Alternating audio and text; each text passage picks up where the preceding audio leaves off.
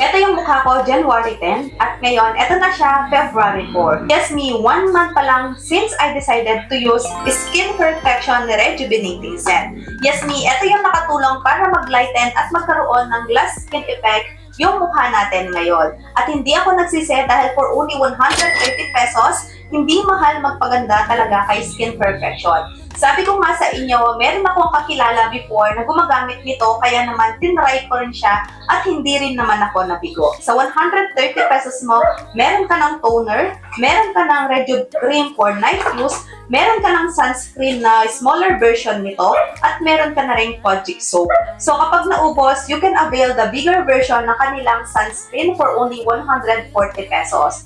Hindi mahal magpaganda kay Skin Perfection. Kung nasubukan nyo na yung ibang mga product at walang nagiging result po sa inyo, why not sumubok ng iba? Try nyo po si Skin Perfection. 130 pesos lang ito. Nasa yellow basket po natin. Ayun lamang. Ciao!